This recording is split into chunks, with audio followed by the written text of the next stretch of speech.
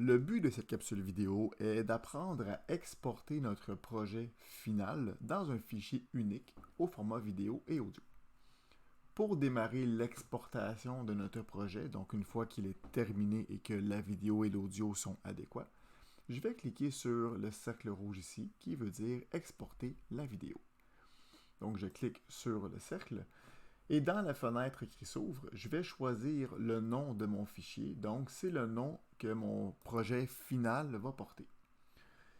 On doit choisir ensuite le chemin d'accès, donc à quel endroit je veux exporter mon projet final. Donc, c'est un des documents que vous allez devoir me remettre à la fin. Donc, on peut cliquer sur Parcourir pour choisir l'emplacement et la sauvegarde à l'endroit approprié. Une fois que le nom et l'endroit ont été choisis, on va choisir par défaut l'onglet Simple ici et je vais paramétrer les trois options en bas. Donc le chemin d'accès, le profil de la vidéo et la qualité d'exportation finale. Pour commencer le chemin d'accès, assurez-vous de choisir le format MP4 H264 dans la liste qui est ici. Si jamais ce n'est pas le cas par défaut, vous pouvez le sélectionner en cliquant sur la liste déroulante. Donc dans la section CPU MP4 H.264. Au niveau du profil de la vidéo, par défaut, vous avez la résolution 1024 par 576 pixels. Donc vous pouvez sélectionner ici, vous pouvez cliquer sur la liste et vous avez plusieurs formats qui sont disponibles au niveau de l'exportation.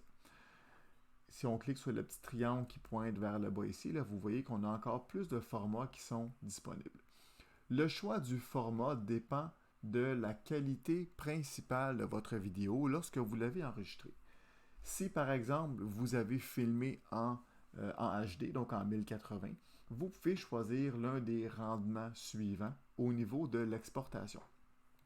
Généralement, je filme en 1080, donc je vais choisir un format 1080, par exemple le standard, le 1080p, à 29.97 frames par seconde, donc FPS, et la résolution finale va être à 1920 par 1080, ce qui veut dire que mon image va être de grande qualité. Par conséquent, sachez que plus il y a de pixels dans l'écran, donc plus le fichier va être volumineux, donc plus il risque d'être difficile à transporter. Si vous voulez, par exemple, réduire légèrement la qualité, vous pouvez utiliser un format HD 720p, donc encore une fois, par exemple, 29.97 FPS, donc la résolution va être de 1280 par 720. Étant donné que c'est un travail que vous allez peut-être exporter sur YouTube ou que vous allez partager avec vos élèves, généralement, on veut avoir le plus de qualité possible. Et au niveau de YouTube, par exemple, la qualité et la taille du fichier n'est pas un problème. Donc, je vous encourage à utiliser le maximum de qualité possible. Dans mon cas, je vais choisir HD 1080p 29.97 fps. Et finalement, la qualité de sortie, on peut choisir basse, moyenne ou haute en fonction de ce que vous voulez avoir. Si vous faites plusieurs capsules vidéo et que votre espace disque risque d'être problématique, en fait, si vous choisissez le format haute qualité pour toutes vos capsules, vous risquez d'avoir peut-être un éventuel problème au niveau du stockage. La qualité basse, je ne vous la recommande pas parce que votre image va être pixelisée et vous allez perdre quand même beaucoup de qualité sur votre résolution initiale, même si c'est en 1080p. Un excellent compromis, c'est de choisir la qualité moyenne. C'est ce que j'ai choisi à l'exportation de la capsule que vous écoutez en ce moment.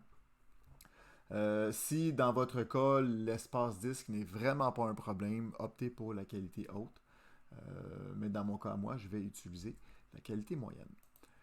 Quand vous avez opté pour toutes vos options au complet, donc MP4 H264, le bon profil de la vidéo ainsi que la qualité désirée, vous cliquez sur le bouton Exporter la vidéo et en fonction de la durée de votre séquence vidéo et de la qualité d'exportation choisie, l'exportation peut durer entre, par exemple, 5 minutes et ça peut s'étirer au-delà de 1 heure ou 2. tout dépendant de la longueur et de la qualité de votre vidéo.